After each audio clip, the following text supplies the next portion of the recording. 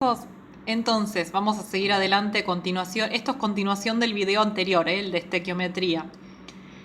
Entonces, si a mí me ponen este enunciado, teniendo en cuenta que el sulfato de cobre tiene una pureza del 98% y el hidróxido en este caso de cobre del 95% y que además tengo 35 gramos y 60 gramos respectivamente, es decir, 35 gramos del primer compuesto y 60 del segundo. Calcular cuál de estos reactivos sería el reactivo limitante y cuál es el reactivo en exceso. Bueno, ¿cómo hacer todo esto? ¿Se acuerdan de la ecuación que habíamos escrito? No le den bolilla a los números rojos de arriba, ahora los vamos a ir calculando. Lo primero que voy a hacer antes de hacerme tanto lío en la cabeza, voy a buscar los datos teóricos. ¿Qué significa? Todo lo teórico lo voy a anotar acá arriba, porque es lo que en teoría debería reaccionar. Lo que en teoría, si reacciona tanto con tanto, me da tanto y tanto. ¿Se entiende? Esa es la teoría.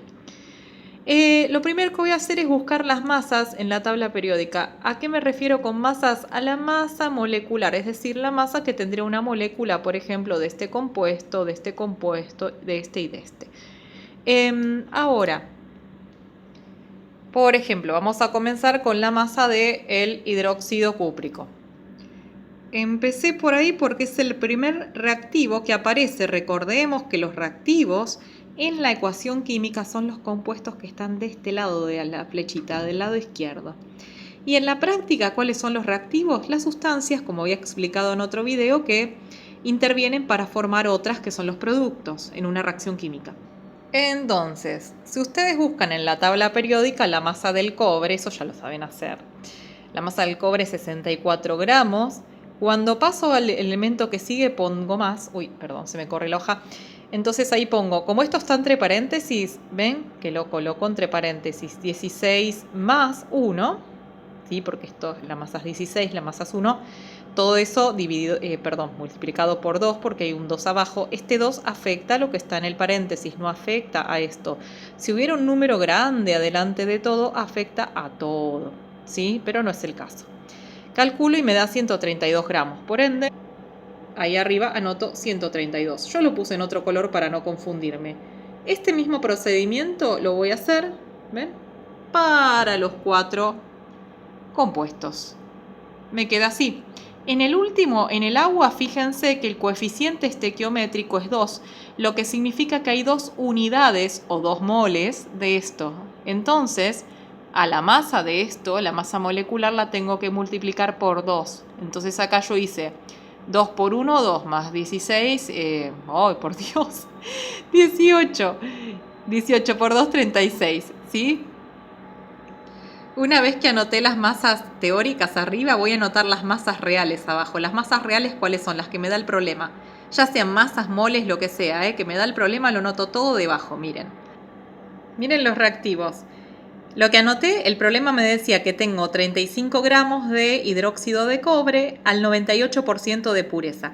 ¿Qué significa esto? Que si yo compro en la droguería industrial, compro hidróxido de cobre, que es una base, es un polvito, y me dice, el frasquito dice 98% de pureza, significa que ese frasco no trae al 100% hidróxido de cobre, sino que viene mezclado con otras cosas, con impurezas, que obviamente no van a tomar parte de esta reacción química. Tal vez reaccionen formando otras cosas, pero no lo que yo quiero obtener.